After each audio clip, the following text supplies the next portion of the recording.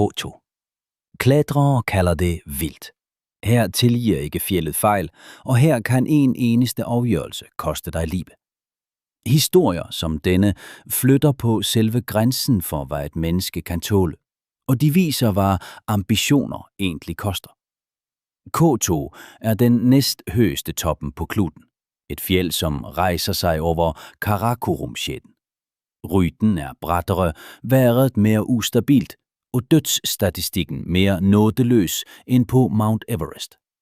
Mens Everest har en forholdsvis tilgængelig vej mod toppen, har K2 altid været en prøvelse bare for de allerbedst forberedte. Men i 2025 ændrede alt sig.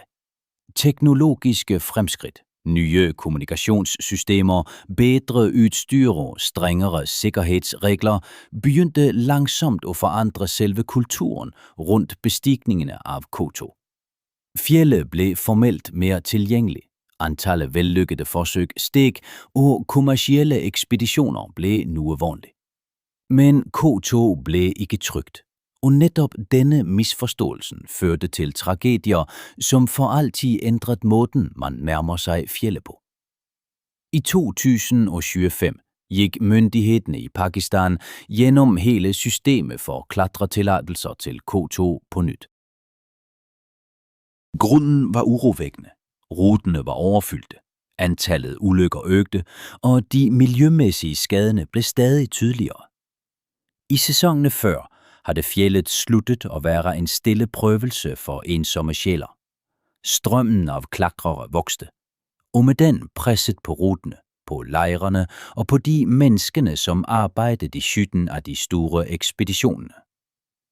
Men det virkelige vendepunkt kom på en bestemt dag. 27. juli 2023. En dosage, som for altid er ridset ind i K2's kalde minde. Mohammed Hassan, 27 år. En højdebærer fra den absides liggende landsbyen Tisar i regionen Gilgit-Baltistan i Pakistan. Den natten befandt han sig i den farligste zonen på hele fjeldet, i Flaskehalsen.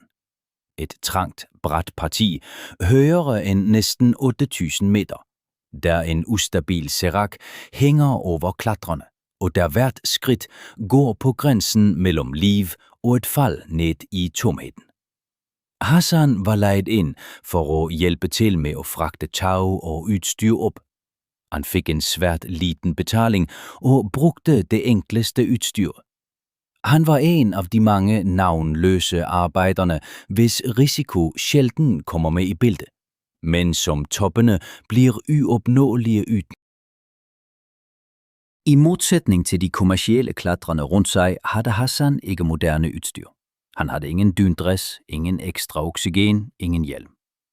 Ifølge den officielle rapporten fra pakistanske myndigheder steg Hassan op sammen med en gruppe på 15 specialister, som skulle fæste tag, erfarne nepalske sherpaer, som arbejdede for kommercielle log.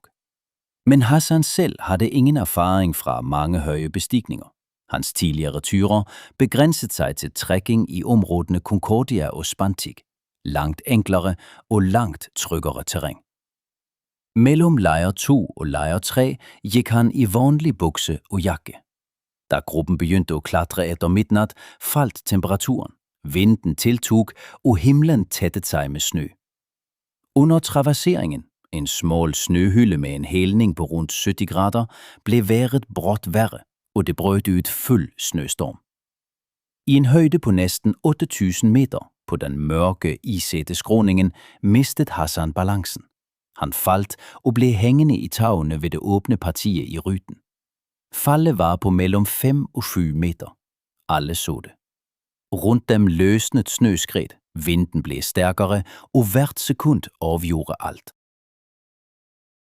Og det var netop i dette øjeblikke, at afgørelser taget af mennesker højt deroppe for altid ændrede historien om K2. 2 sherpaer forsøgte at drage Hassan tilbage op på ryten. Forgæves. Kræftene strak ikke til. Tagene skalv. Tiden randt ud. Til slut blev de tvunget til at slutte sig til resten af laget, og de lod Mohammed Hassan hænge op ned over afgrunden. I samme stund var rundt 200 klatrere på vei opp fra leir 3 mot toppen av K2. Strømmen av mennesker beveget seg oppover, skritt for sikkert, i en zone der det å stoppe kan koste livet. Noen av dem forsøkte å hjelpe. Den norske klatreren Kristin Harila stanset sammen med laget sitt, Sherpaen Tenjin Lama og fotografen Gabriel Tarsa Silva i flaskehalsen, rett under den farlige traverseringen. Foran seg hadde de Hassan, hengende livløs i et virvar av tau. De kom seg ikke videre, men det var nesten umulig å hjelpe ham direkte. Da gruppen kom nærmere, hørte Tarsa stønn, svake og avbrudte. Mohammed Hassan hadde da hengt opp ned i mer enn en time. Han hadde ingen varme klær, ingen hjelm, ingen votter, ingen oksygen. Tarsa, Tenjin og Hassan Shigri, Mohammeds makker, tok en avgjørelse. Med sitt eget utstyr satte de sammen et 3-1 trekksystem, en klassisk redningsteknikk som gir mekanisk overtak. Langsomt og samstemt, helt på kanten av det fysisk mulige, klarte de å få Hassan tilbake på hovedsporet. Det var et øyeblikk av håp. Nesten med en gang dro Harila og Tenjin for å sjekke snøskredet som hadde tatt laget som festet tau lenger oppe. Igjen hos Hassan ble Tarsa, makkeren hans, og enda en sherpa fra en annen ekspedisjon. Men tiden arbeidet allerede mot dem. Ifølge rapporten hadde magen til Hassan vært utsatt for den ekstreme kulden. Sammen med den lange tiden opp-ned førte det til en kritisk omfordeling av væske i kroppen, og sjansene for å overleve sank dramatisk. Tarsa la merke til tydelige tegn på hypotermi, og trolig brudd i begge bena etter fallet. Til tross for snøstormen som bare tiltok, fortsatte Tarsa å kjempe for livet hans. Han delte sitt eget ekstra oksygen, ga fra seg vottene, ga ham varmt vann. Det kom ingen reaksjon. Sambandet fungerte nesten ikke. Snøen kvalte signalene. Vinden spiste opp tiden. Mens Tarsa var hos Mohammed Hassan, gikk andre klatrere forbi og krevde at ruten ble frigjort så de kunne fortsette oppover. I fjellet slike scener dessverre ikke uvanlig. Historier om mennesker som går forbi de døende har for lengst blitt en del av den mørke folkloren i høydeklatring. Men for Tarsa ble prisen for medfølelse livsfarlig høy. Oksygenet hans var i ferd med å ta slutt. Han var ikke tilvendt en slik høyde. Hvert minutt ved siden av Hassan økte risikoen for at han selv skulle dø. Den nærmeste reserveflasken lå lenger opp på ruten, hos en sherpa fra Seven Summit Treks. Da Tarsa til slutt ble nødt til å forlate Mohammed Hassan, sa han senere: Da jeg så inn i øynene hans, nesten uten lys i seg, forstod jeg at det kanskje ikke fantes håp lenger. Mohammed Hassan døde tidlig på morgenen. Den offisielle rapporten inneholdt en detaljert liste over endringer som måtte gjøres i de etablerte reglene for bestigning. Den anerkjente hvordan Hassans død rammet familien hans, og anbefalte at lokale myndigheter ga dem erstatning. En ting ble stående utenfor rapporten. Ifølge øyenvitner hadde Hassan brukt sine egne penger på det helt grunnleggende utstyret og sluttet seg til taulaget for å tjene mer. For en familie på 4 og en mor som led av diabetes. Rapporten slo også fast at turoperatøren Lela Peak Expeditions hadde brutt flere regler. Selskapet hadde ikke utstyrt høydebæreren med det nødvendige utstyret, hadde leid inn en arbeider uten relevant erfaring og hadde ikke sørget for den lovpålagte forsikringen. Resultatet ble at selskapet ble utestengt fra virksomhet i Pakistan i 2 år. Gabriel Tarsa fikk et offisielt takkebrev for forsøket på å redde livet til Mohammed Hassan. Historien om Mohammed Hassan ryster klatremiljøet, men enda sterkere rammet den forestillingen vår om medmenneskelighet. K2 dreper ikke på et øyeblikk. Det setter valgene våre på prøve. Det etterlater spørsmål som er umulige å gjemme seg fra, selv på toppen av verden. Historien om Mohammed Hassan handlet ikke bare om fjell. Den handlet om valg, Om et menneske som satte familien høyere enn sin egen sikkerhet.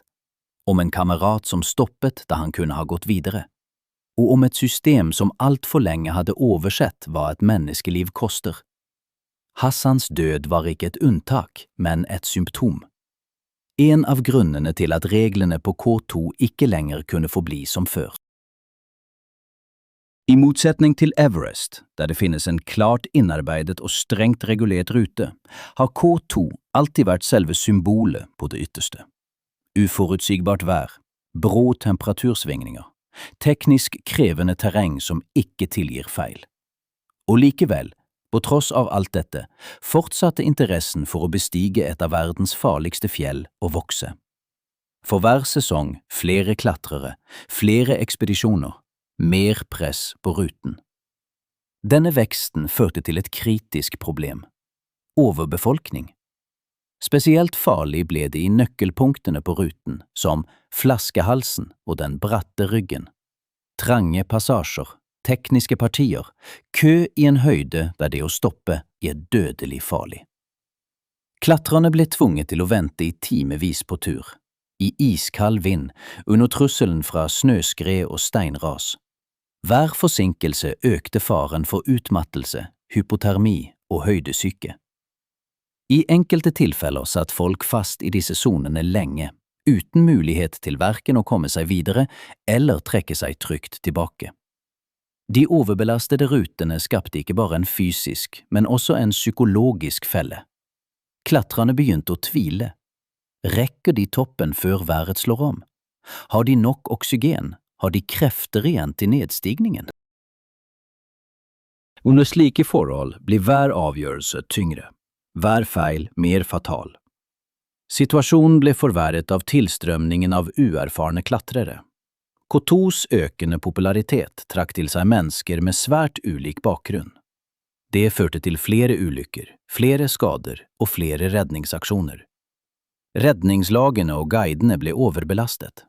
Ressursene i stor høyde er begrenset, og hver ekstra utrykning betydde fare også for redningsmannskapene selv. Det oppstod en farlig ond sirkel som ikke lenger var mulig å overse.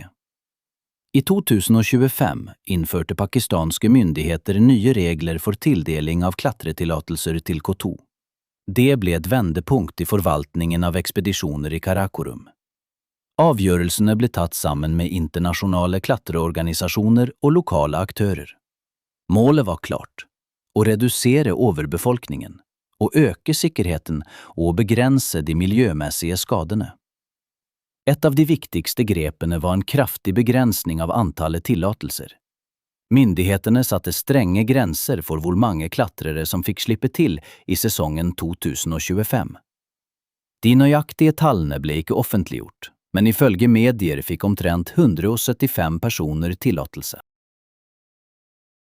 Rundt 50 klatrere nådde toppen. En av ekspedisjonene det året, satt sammen av 8 internasjonale klatrere og 10 nepalske sherpaer, nådde toppen av K2 søndag 28. juli 2025. Hvis disse tallene stemmer, lå andelen vellykkede bestigninger på rundt 28%, et lavt tall selv for et av planetens vanskeligste fjell. Begrensningen ble ikke innført for statistikkens skyld. Den gjorde det mulig å redusere opphoppningen i de kritiske sonene, og minske antallet forsinkelser, og gi klatrerne rom til å ta avgjørelser uten det dødelige presset fra en folkemengde. Men endringene stoppet ikke der. De nye reglene strammet også inn kravene til selve deltagerne.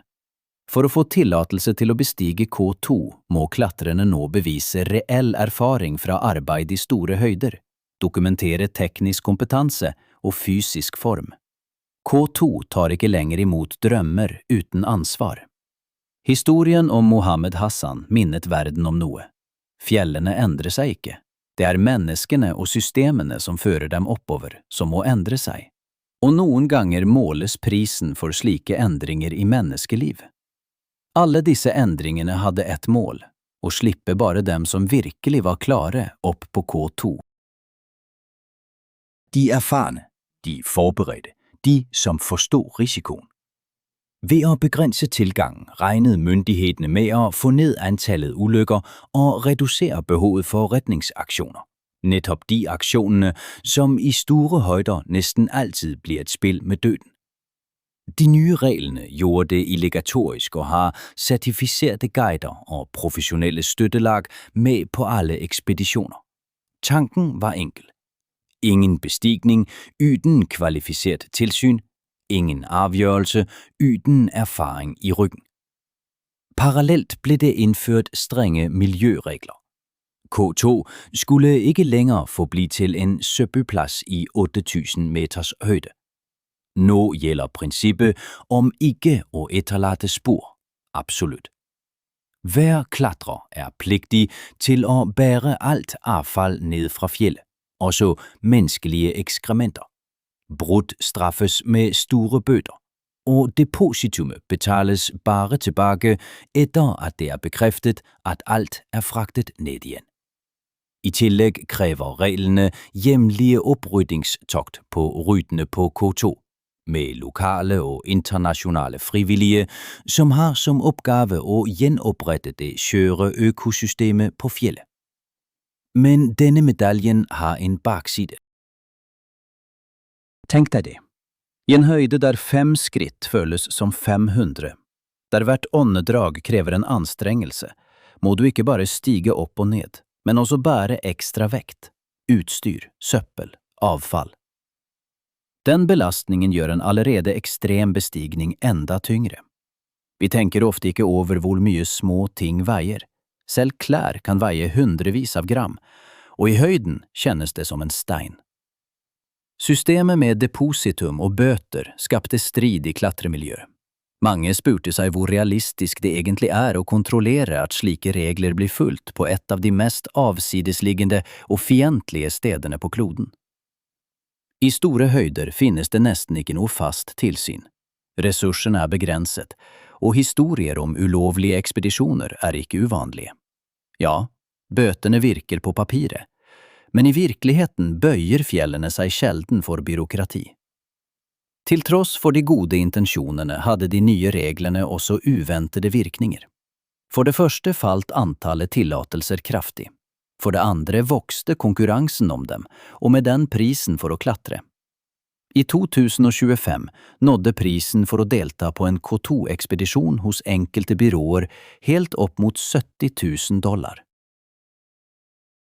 For mange klatrere, særlig fra mindre velstående land, ble slike summer en uoverstigelig barriere. Det rejste uundgåeligt spørgsmålet, vil sikkerheden føre til, at fjeldklatringen i fremtiden mister sit mangfold og sin tilgængelighed? Færre ekspeditioner rammet også lokalsamfundene, guidene, bærerne, støttelagene. For dem er klatresæsonen den vigtigste indtægtskilden.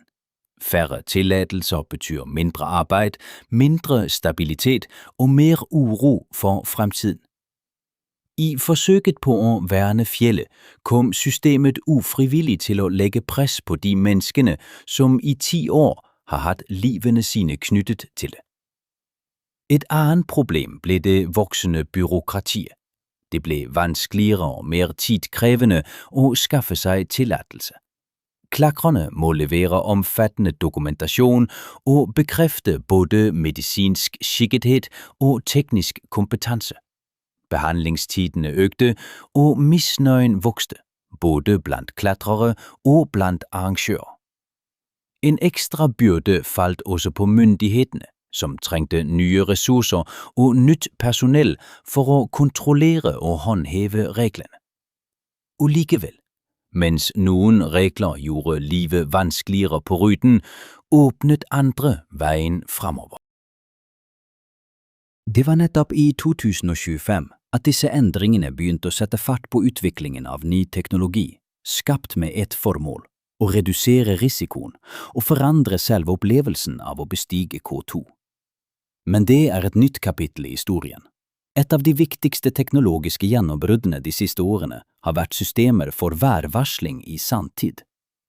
I 10 år var værets uforutsigbarhet K2s fremste forbundsfelle. Stormer, orkanvinder og snøskred kom uten forvarsel og tvang klatrerne til å ta avgjørelser i blinde, alt for ofte med livet som innsats. Før i tiden var det bare de mest erfarne guidene og sherpaene som kunne lese himmelen.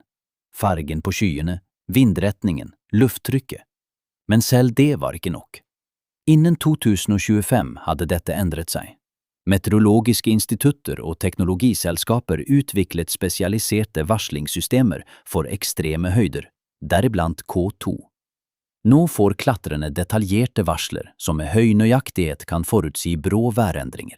Varsler om stormer som nærmer seg, eller om vind som tiltar, kommer timer i forveien, av og til enda tidligere, og gir en sjanse til å snu i tide eller søke ly. Disse systemene kombinerer data fra værsatellitter, bakkesensorer og kompliserte algoritmer, og sætter det sammen til opdateringer i sanntid. I bunden ligger en ny generation geostationære værsatellitter, blandt andet en serie som drives av USA's nasjonale hav- og atmosfæreforvaltning, og Sentinel-satellittene til den europæiske rumfartsorganisationen. Dataene, som samles inn, går videre til værsentraler og analyseplatformer, der de blir til varsler og helt præcise advarsler for bestemte områder og ruter. Der melder spørsmålet seg. Hvordan når denne informasjonen frem til mennesker i en høyde på over 8000 meter? De fleste klatrere bruker spesialiserte støttetjenester for ekspedisjonen. Disse lagene analyserer satellittdataene og sender personlige varsler rett inn i fjellet via satellittelefoner og radio på høy frekvens. Moderne apper og varslingsplattformer bruker også disse datamengdene. Tjenester som Mountain Forecast og lignende spesialiserte plattformer gir oppdatert og presis informasjon tilpasset forholdene i høyfjellet.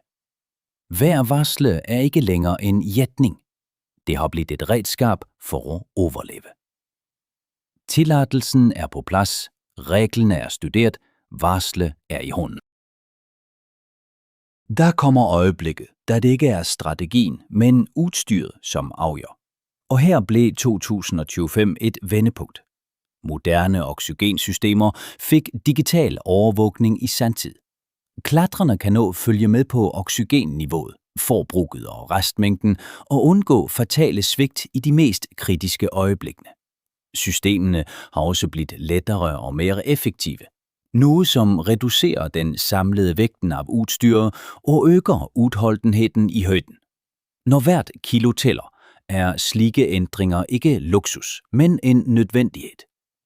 Innen 2025 kom det også høyteknologiske termodrakter og støvler skabt for den ekstreme kulden. De bruger grafen og avanserte isolerende stoffer, som holder på kroppsvarmen og sænker faren for forfrysninger og hypotermi, samtidig som de er lettere og mer fleksible. Komfort er ikke bekvemmelighed her. Komfort er en chance til å overleve. Tilsammen forandret all denne teknologien selve virkeligheten ved å bestige K2. Fjellet ble ikke snillere, men menneskene ble bedre forberedt. Lavere risiko, mer kontroll, bredere tilgang. Og likevel er teknologien bare et redskap. Det er mennesket som avgjør hvordan den brukes. Og det fører oss til neste, vanskeligere spørsmål. Har sikkerheten endret selve vesenet i klatringen på K2? Verktøyene for værvarsling i samtid ga klatrerne noe de tydeligvis ikke hadde før. Tid. Muligheten til å velge det riktige øyeblikket for angrepet mot toppen. Muligheten til å trekke seg tilbake før himmelen lukker seg.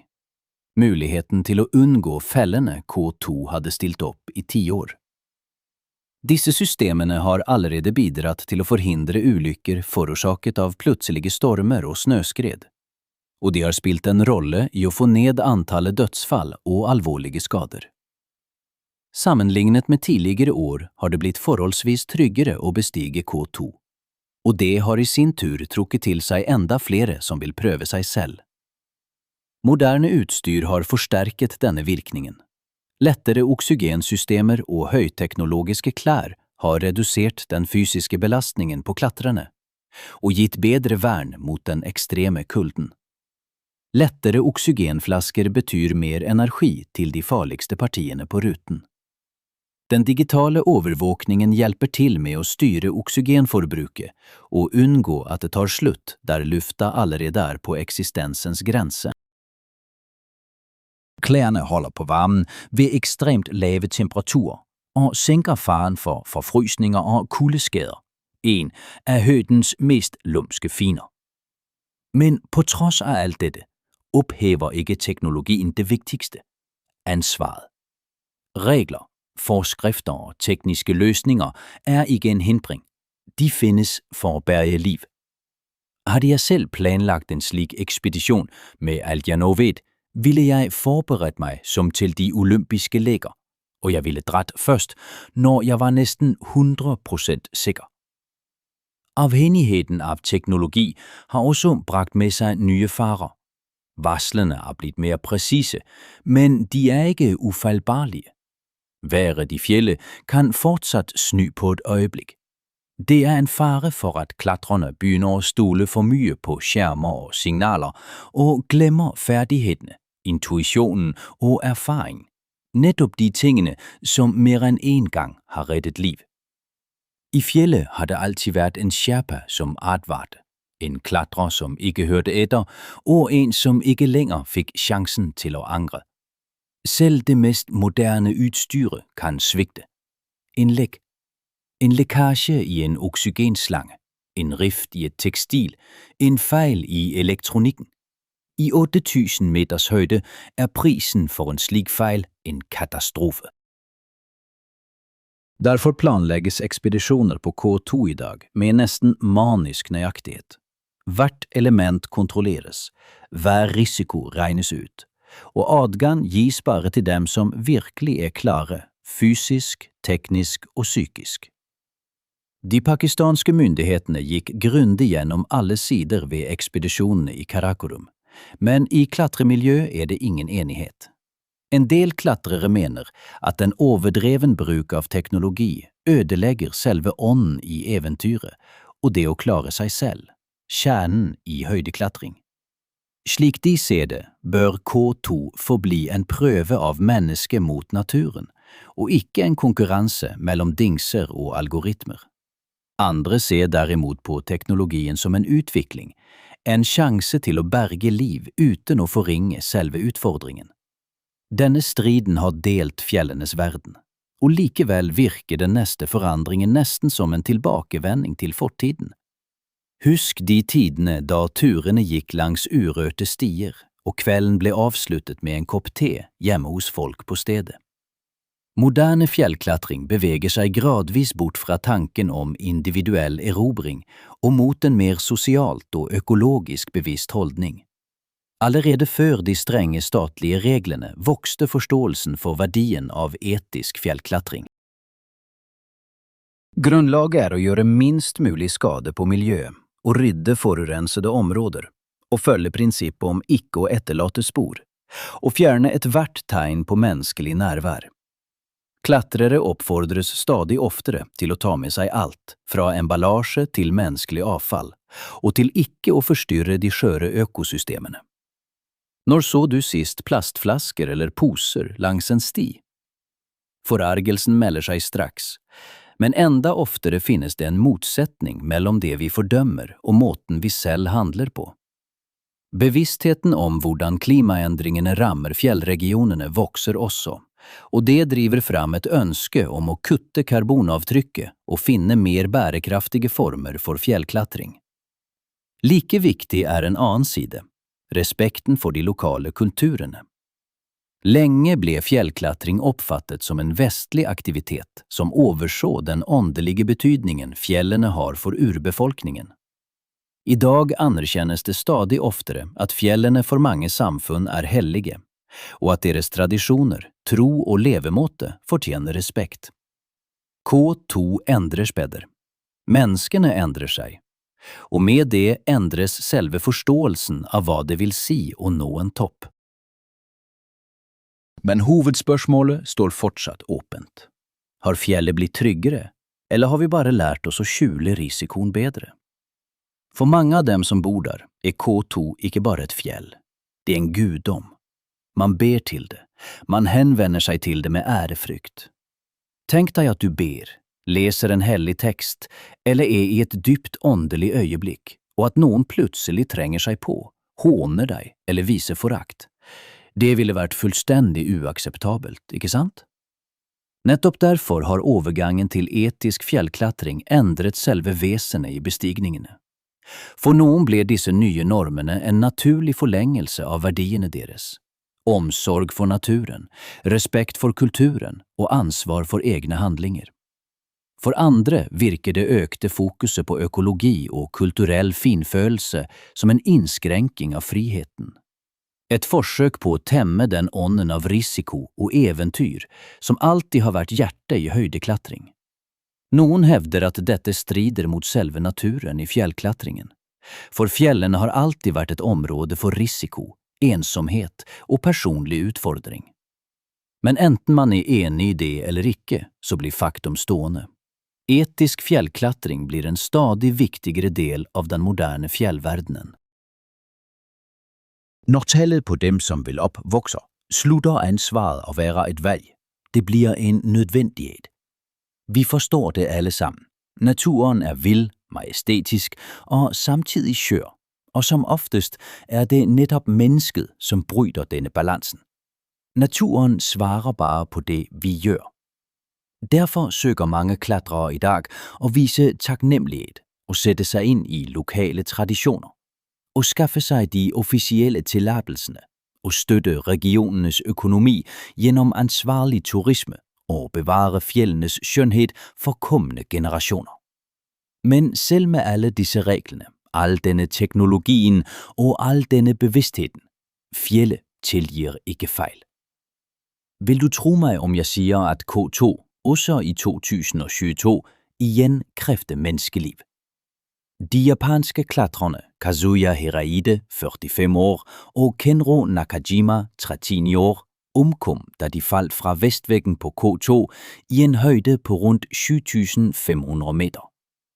Denne væggen var bare blevet klatret en gang før af en russisk ekspedition i 2007. De var på sin 4. dag i bestigning. Ifølge den pakistanske avisen Dawn fandt et redningshelikopter senere liggende deres. De gik i ren alpinstil, uden ekstra oxygen, uden bærere, uden faste lejrer og tag. Lätt, raskt, farlig. Dette var elitemennesker, klatrere, som var hedret med prestigetunge priser og med anerkendelse i hele verden. Og likevel viste det sig ikke at være nok. Denne tragedien minder os om noget. Teknologien kan sænke risikoen. Reglerne kan vise vej. Men K2 forbliver et fjeld, der en fejl koster livet. Og kanskje er det netop her, dets dystre dragning ligger gemt. Et underligt, næsten uforklarligt kald, som bare de forstår, som en gang har hørt det og bestemt sig for at svare. Teksten fik plads i en del.